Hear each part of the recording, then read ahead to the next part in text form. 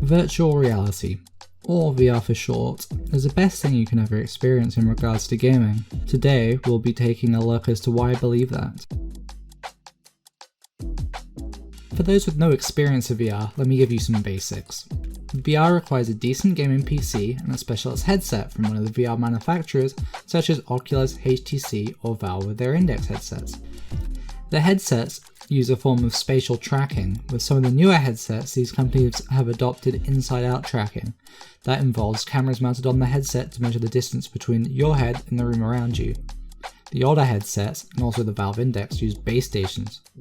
They use lasers to track the headset and both the controllers. The only problem is, they take a lot of setting up, and some people just don't want to do that.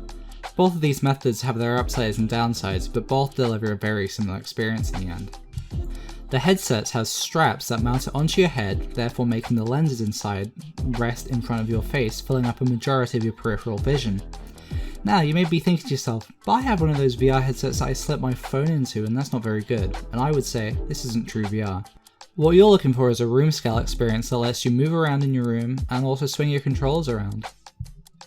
Now this is where the true immersion comes in.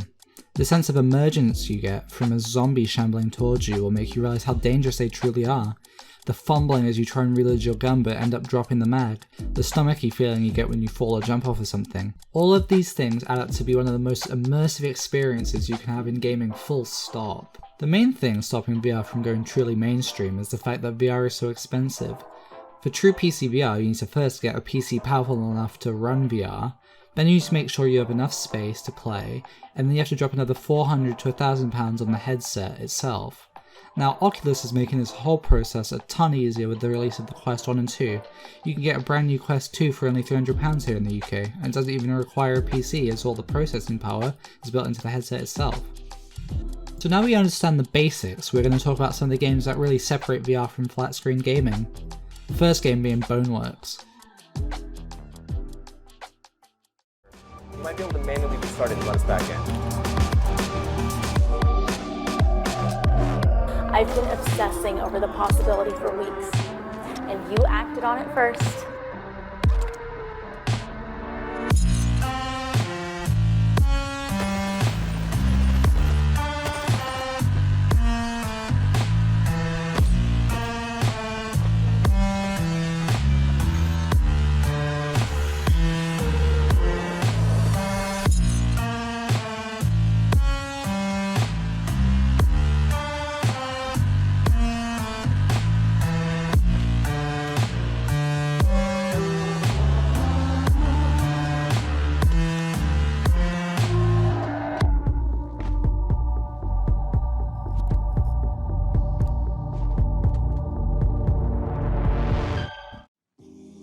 Boneworks was released on the 10th of December 2019, after being hyped up for around 2 years prior on the Node YouTube channel.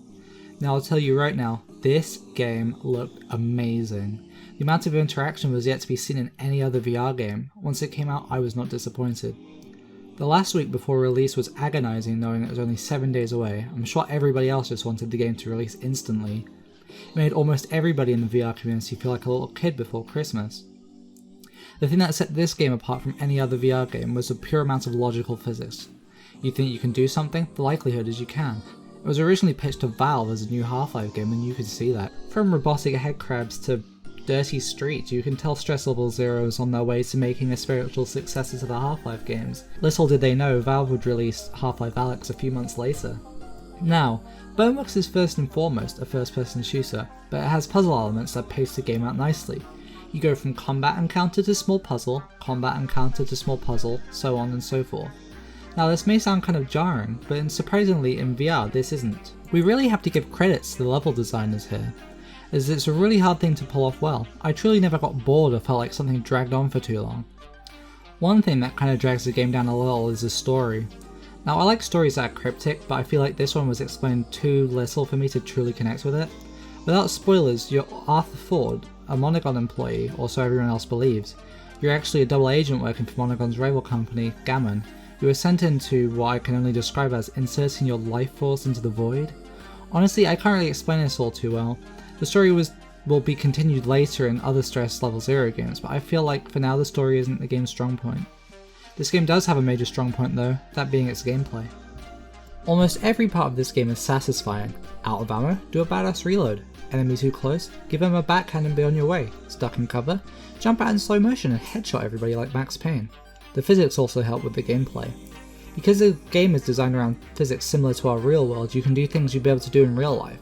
Say there's a zip line, you don't just run up to it and press a button. You can go down in multiple different ways. Using a crowbar? Yep.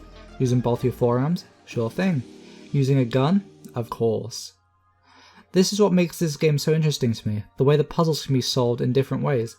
You're meant to bring this bridge over to this gap to cross, but if you're good enough at jumping, you can just jump over it and just skip the whole puzzle. Even the developers said that there's no wrong way to do our puzzles. Not to mention this soundtrack. All the music you've been hearing while I've been talking about this game have been from its OST. From dreamy synths to scary organs, this OST is one of the best I've heard in recent memory. Now I'd like to move on to another game, one that you may be familiar with, but also may not be, that being H3VR.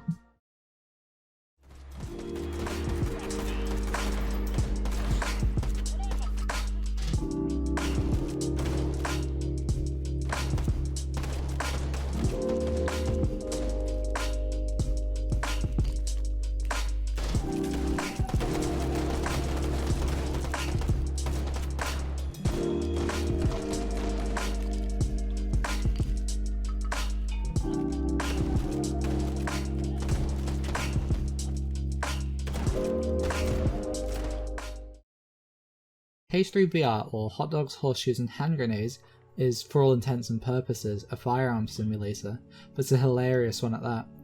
The developers did an amazing job at giving the game a sense of humour that is quite hard to do given the fact that it's all about deadly weapons. Instead of shooting people, you shoot tall hot dog men called Sosigs. They all have funny voice lines and quips, it's pretty funny.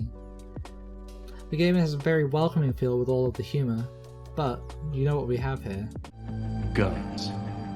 Lots of guns. This game has something like 300 plus guns that are all modeled and programmed with meticulous detail. From the insides of the guns moving around when you pull a slider or bolt, so every gun having a bunch of different variations for the particular round that it fires, the amount of time that this developer has put in honestly shows. Not only do we have all this, but we have tons of game modes. From around 6 or so different firing ranges to a literal zombie themed RPG game, this game has it all. One of my favourite modes is Taken Hold, a roguelike where you get given a random gun and have to go to capture points swarming with Sosigs. Usually you start off with a pistol or a clunky bolt action. You head to the capture point and try and avoid all the enemy patrols. The thing that sets this apart from a standard FPS game is the weapon interaction. Using a sniper in a normal FPS like Call of Duty, the only thing you really look for in a gun is accuracy, clip size and damage. In H3VR you want a sniper that's easy to operate, so whether or not it's semi-auto or bolt action, whether or not it has a magazine, because single loading is much harder, and how close the scope is to your eye, because in VR you actually have to look down it. Now you aren't looking at guns for raw stats, you're looking at them for ergonomics and difficulty to operate.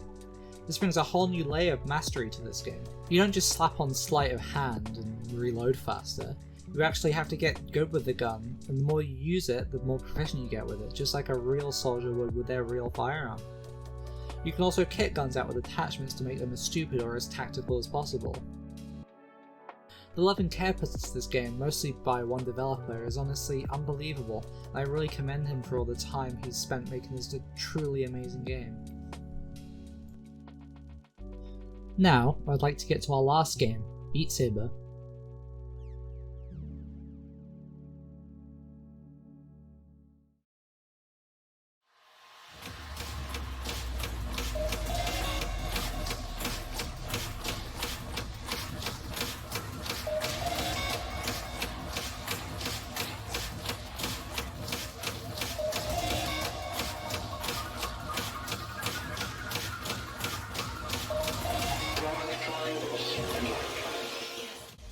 This game is like DDR on crack. It's the most euphoric rhythm game out there.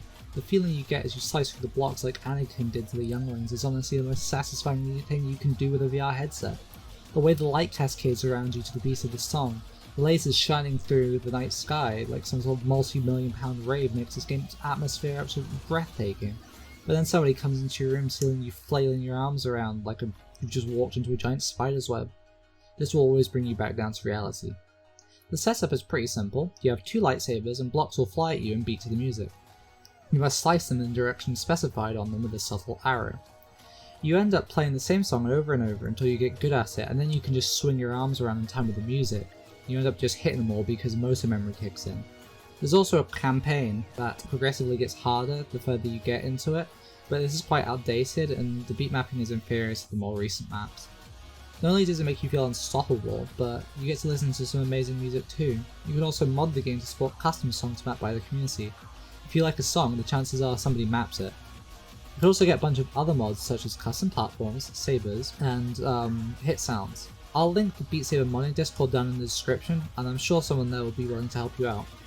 The thing that brings all of these three games together is VR itself. It's honestly an amazing experience that anybody that tried VR will say that is truly something you have to try. If you can get your hands on a VR headset or have been on the fence, I would tell you to pull the trigger, you will not regret it.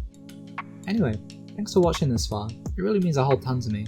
Maybe consider subscribing if you like my content, it really helps out my channel and will allow me to grow to reach a wider audience. But I guess I'll be seeing you, have a good one.